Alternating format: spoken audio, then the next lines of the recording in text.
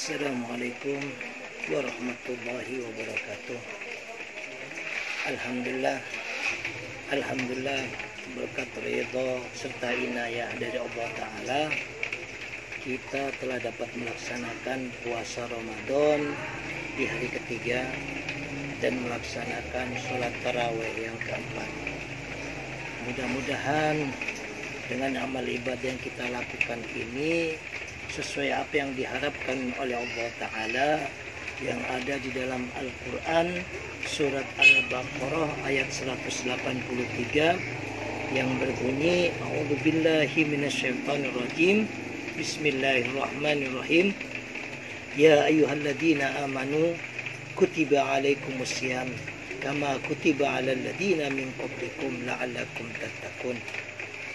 Ya ayyuhalladzina amanu, wa sekalian orang-orang yang beriman, kutiba alaikumusiyam, diwajibkan atas kalian semua berpuasa, kama kutiba alal ladzina min qablikum, sebagaimana Allah Ta'ala perintahkan, wajibkan orang-orang sebelum umat agama Islam, la'allakum tattaqun, tujuan semata-mata agar kita digolongkan orang-orang yang bertakwa kepada Allah.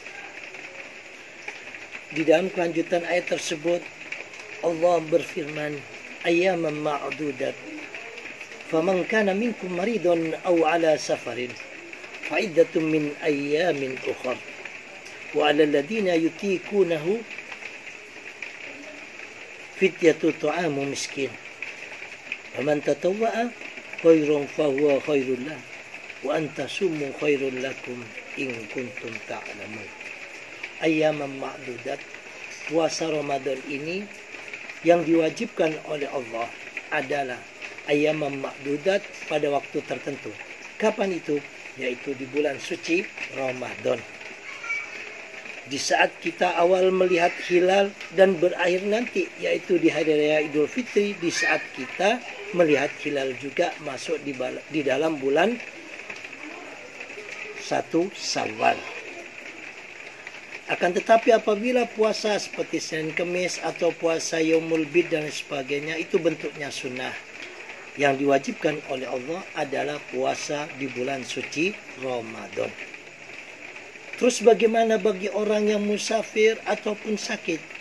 Allah Ta'ala tandaskan di dalam lanjutan ayat tersebut di dalam surah Al-Baqarah ayat 184. Faman kana minkum maridun, faman kana, barang siapa ada minkum di antara kalian maridun, itu sakit, aw ala safarin, atau di dalam perjalanan, fa iddatun min ayyamin ukhar, maka bisa diganti dengan hari yang lainnya di luar bulan Ramadan, di saat dia telah sembuh atau di saat dia tidak musafir.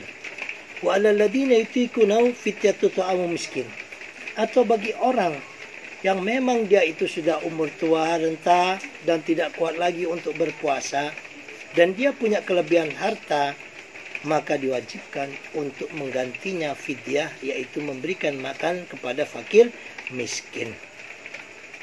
Semoga kita digolongkan orang-orang seperti firman Allah Ta'ala di dalam Al-Quran surat Al-Baqarah ayat 183 ini, dengan berpuasa kita digolongkan orang-orang yang bertakwa dan kelak dimasukkan di dalam surganya Allah. Amin, Allahumma amin.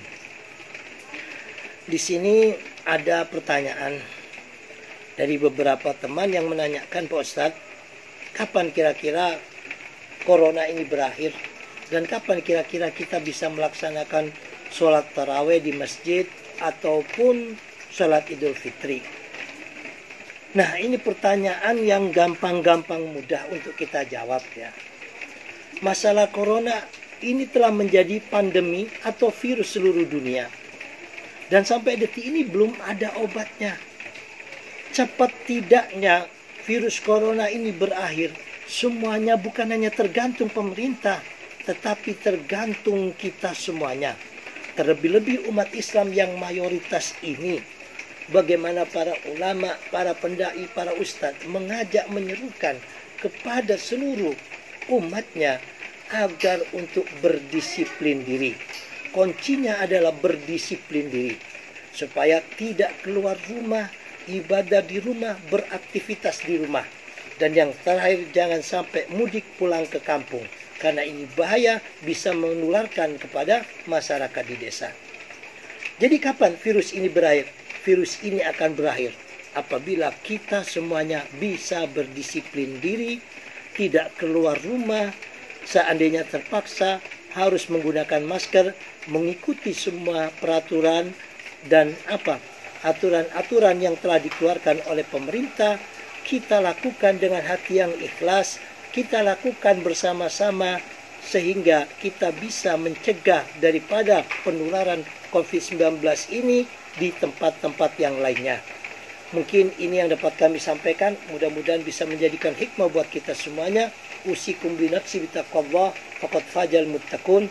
Mari kita senantiasa memohon kepada Allah Ta'ala, mudah-mudahan kita senantiasa diselamatkan oleh Allah baik di dunia dan di akhirat.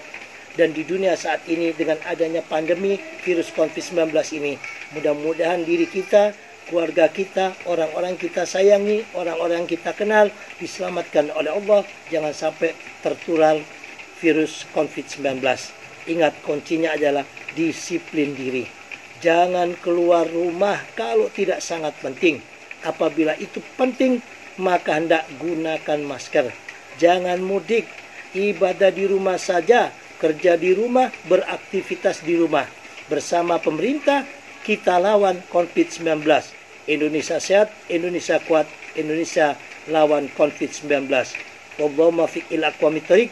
Assalamualaikum warahmatullahi taala wabarakatuh.